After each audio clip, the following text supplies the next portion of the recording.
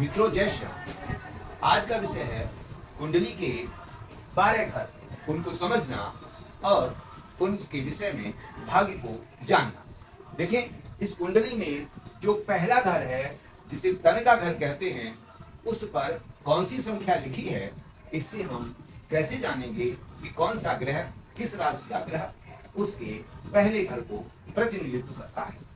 मित्रों, जैसे यहाँ 4 लिखा है, तो इस 4 का मतलब है कि इस कुंडली का जो पहला घर है वो कर्क राशि का है और यहाँ का स्वामी चंद्रमा है। इस व्यक्ति के पहले घर पर चंद्रमा का प्रतिनिधित्व रहेगा। इसी प्रकार से दूसरा घर, 5 संख्या लिखी है, तो इसका मतलब है कि सिंह राशि है और सूर्य इस घर का स्वामी है। इसी प्रकार यहाँ 6 लिखा है, यहाँ 7 लिखा है, यहाँ 8 लिखा है, 9 लिखा है, इसी प्रकार 10 लिखा है। मान लो इस 10 नंबर को हम क्या कहेंगे, मकर राशि कहेंगे, क्योंकि 10वीं राशि मकर राशि है और मकर राशि का स्वामी शनि है। तो ये जो 7वां घर है, स्त्री और रोजगार का घर है, इसको शनि देव प्रतिनिधित्व करेंगे। इस प्रकार से हम संख्या देखकर उसकी राशि कौन सी है और उस राशि का स्वामी कौन है, ये हम जान सकते हैं। इसी प्रकार से ये जो 10वां घर है, पिता का घर है, राज्य का घर है, व्यापार का घर है, यहाँ 1 नंबर लिखा है, तो इसका मतलब है कि यहाँ पर मेष राशि और मंगल ग्रह यहाँ पर बैठा हुआ। मंगल ग्रह इसका स्वामी है, वो बैठा चाहे भी जहां भी हो, लेकिन इस घर का स्वामी मंगल रहेगा जीवन पर्यंत। इसी प्रकार से 12वां घर खर्च का है और विदेश का है।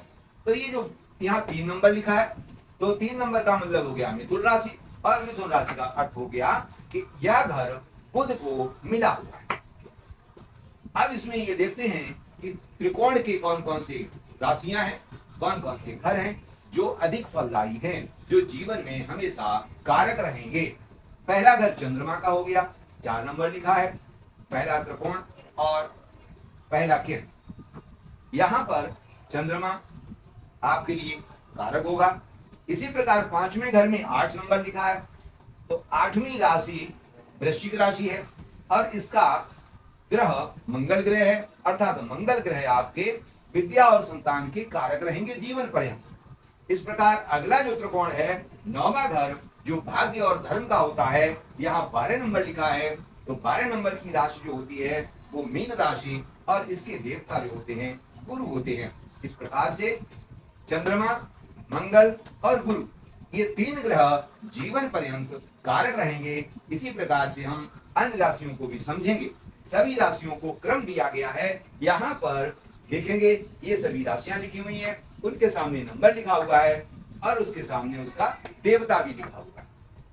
अगर यहाँ पर राशि भी लिखी जाए और राशि का स्वामी भी लिखा जाए तो अधिक स्थान समाप्त खर्च होगा। इसलिए ज्योतिष के विद्वानों ने केवल नंबर से इस कुंडली को बना दिया और नंबरों से ही हमें जानकारी मिल जाती है। मित्रों, इसकी सहायता के लिए ये सूची हमने दे दी है। सभी राशियों को क्रम से 1 से 12 तक याद कर लें, उनके नंबर याद कर लें और उनके सामने देवता लिखे हैं उनको याद कर लें, तो दुनिया के सभी मनुष्यों की कुंडली को केवल इस 12 घरों को देखकर ही उसका जीवन पर्यंत का भविष्य आप बता सकते हैं। जय श्री राम।